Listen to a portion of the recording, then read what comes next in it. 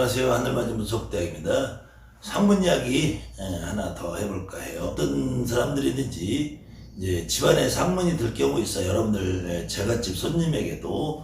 그런데 그 상문이 어느 경우에는 좀 강하게 집안에 작용을 해서 어떤 사람이 몸이 아프다든지 정확하게 그 증상을 잘 모르고 그냥 서서히 잘 하는 일이 안 된다든지 급작스럽게 집안에 누가 또다시 죽는다든지 이런 불출상이 나는 경우도 있지만 대부분들은 알게 모르게 지나가면서 서서히 안 좋아지는 경향들이 있어요. 그래서 혹시 그런 경우를 미리 예방할 수 있는 방법이 없을까? 전통적으로 우리 옛 어른들이 쓰시는 방법 중에서 가장 효과가 좋았던 방법의 한 가지를 알려드릴게요. 상문이 나든지 뭐 집안을 고쳐서 독법이 나든지 이럴 경우에도 오늘 당장 내일 당장은 그것이 어떤 효과를 미칠지 잘 모르잖아요. 특히 지금처럼 코로나 바이러스라는 것이 전 세계를 이렇게 위협을 하고 있는 이때에도 그 바이러스가 나에게 걸릴지 안 걸릴지 잘 모르기 때문에 예방주사라는 걸 맞잖아요. 마찬가지로 우리도 어렸을 때 여러 가지 볼거리 수두, 뭐 종합 백일해 이런 것들을 종합 백신을 맞으니까 지금은 그런 병에 걸려서 사망하는 일까지 발생하는 일이 잘 안 생기잖아요. 그래서 지금 전 세계적으로 아스트라제네카 백신이 좋다, 화이자 백신이 좋다, 뭐 중국 백신이 뭐 나쁘다, 이런 여러 가지가 있지만 그래도 많은 사람들이 내가 순서가 되면은 백신을 좀 맞고 싶다 하는 분들이 훨씬 더 많을 거예요.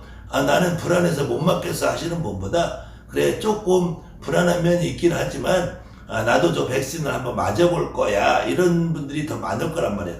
저 역시도 순서가 되면 저도 당연히 맞을 거라고 봐요. 그것처럼 우리가 상문이 일어났을 때 발생해서 이미 집안의 어떤 가족이 불행한 일을 겪는다든지 할 경우에는 우리 무속인들이 하는 굿이나 고사 치성을 해서 그거를 완벽하게 치료할 수 있는 방법이 또 있겠지만 그 이전에 오늘 당장 내일 당장 만약에 상문이 났다 그런데 여러분 스스로 무당들든 굳이 뭐 그렇게까지 필요하지는 않을 걸로 저는 봐요.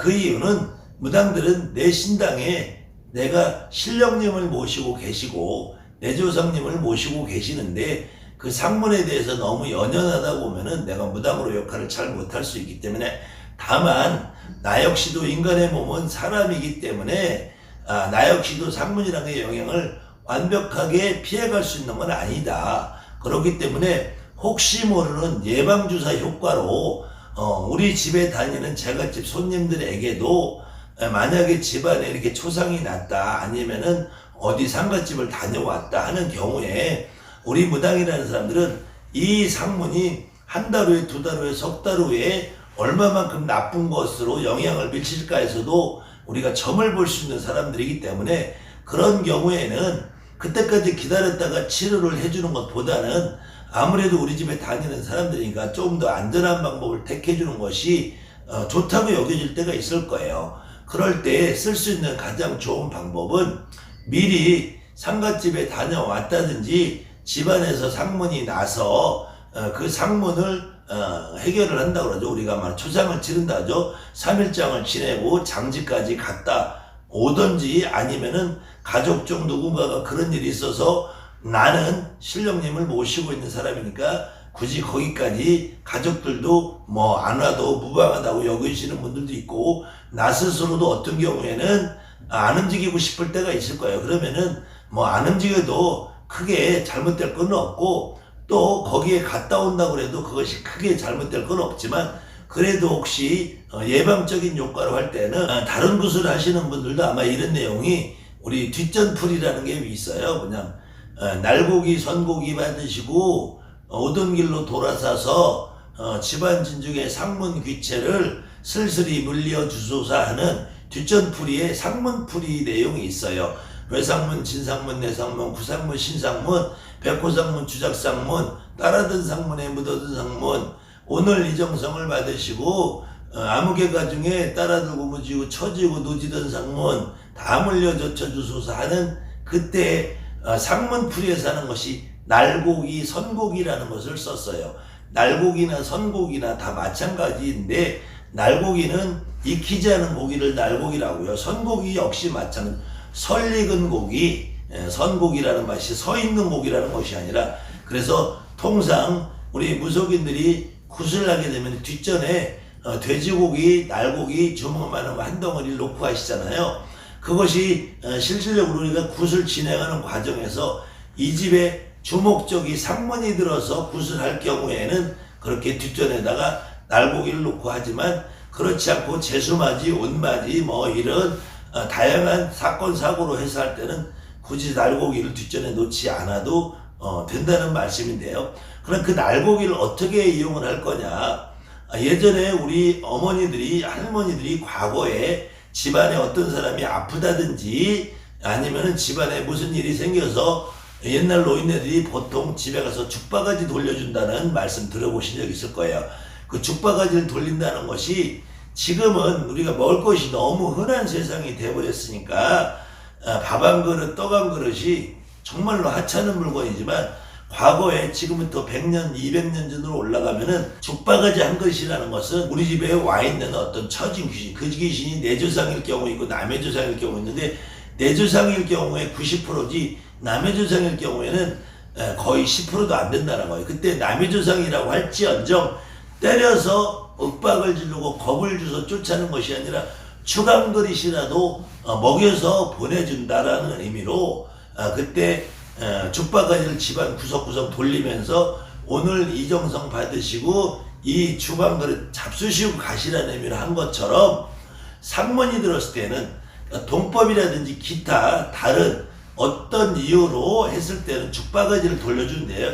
같은 방식으로 하셔도 돼요. 근데 상문이라는 것 때문에 이렇게 할 경우에는 같은 음식을 대접을 하더라도 누군지 대상이 정해져 있지 않기 때문에 만약에 우리 집안에 내 가족이 돌아가셨는데 그 가족이 영향을 미치는 것이 아니라 가족을 따라서 들어오는 우리 집안에 또 어떤 분들이 계시다. 그런 개념으로 이해를 하시면은 제갓집에서도 제갓집에 아버지가 죽었다, 엄마가 죽었다, 할머니가 죽었다 해도 아버지나 엄마나 할머니가 직접 어떤 영향을 미쳐서 그 상문에 문제를 일으키는 것이 아니라 그분들을 기화로 해서 가족 중에 또 다른 어떤 분이 그 전에 자기가 원이 못 풀리고 한이 못 풀린 분이 있다면은 그분의 원인으로 일어날 수 있는 거기 때문에 그때 바가지나 예전에는 바가지 썼습니다. 지금은 바가지가 아니라 넓은 대접이나 볼이라고 그러죠. 볼에도 좋고요. 막걸리를 한 병 준비해서 막걸리를 한 병을 통째로 집어넣으시고요. 돼지고기는 정육점에 가시면은 찌개용으로 써달라면 이렇게 엄지손톱만하게 조금 크게 썰어질 거예요. 그래서 썰어달라고 해서 그 고기를 막걸리에다가 담굽니다. 마치 죽 섞은 것처럼. 그래서 섞어가지고 그 막걸리와 돼지고기 비빔밥을 한 상태를 가지고 집안을 구석구석 돌려주면서 일반 제갓집들은 이 용어를 잘 모를 수 있기 때문에 제갓집이 가까이 있다면은 우리 무속인 여러분들이 한번 출장을 가셔서 잠깐 해주시면 좋고요.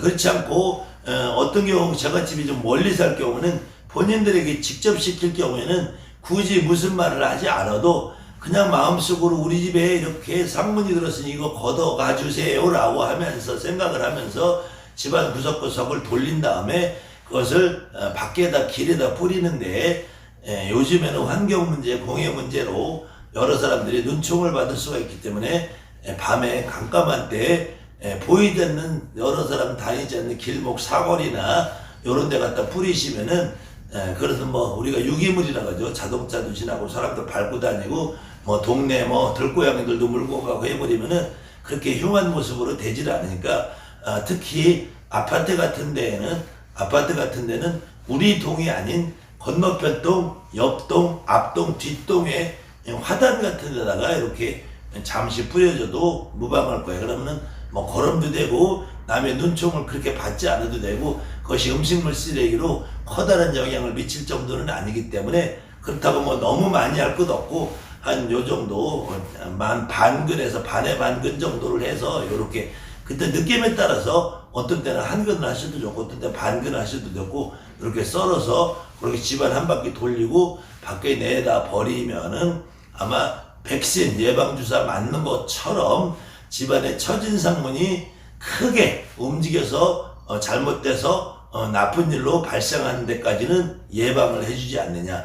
그래서 전통적으로 옛 어른들이 그걸 많이 쓰셨기 때문에 저도 대부분의 제갓집들에게 그렇게 권유를 해주고 있고요. 제 주변에 있는 누구한테도 이 방법을 써보면은 가장 효과가 좋게 넘어가면서 큰일 발생하지 않고, 물론 우리 무속인들은 제갓집이 큰일을 발생할 때 그걸 해결하면서 어떤 우리의 삶을 유지하는 사람이지만 반드시 해결을 하기 전에 막아주는 것도 대단히 좋은 일이라고 보기 때문에 그런 방식을 여러분들 한번 써보시면 어떨까 합니다. 어쨌든 이 방법은 제가 제 선생님들한테 배운 것이고 또 그 제 선생님한테 배운 것을 제가 써본 것뿐, 다른 분들은 이걸 썼을 때 효과가 있을지 없을지 그분에 대해서까지는 제가 100%라고 장담은 못할 테니까 여러분들이 또 선생님들에게 다른 방법을 배운 게 있으면 그 방법을 쓰시는 것도 좋을 거예요.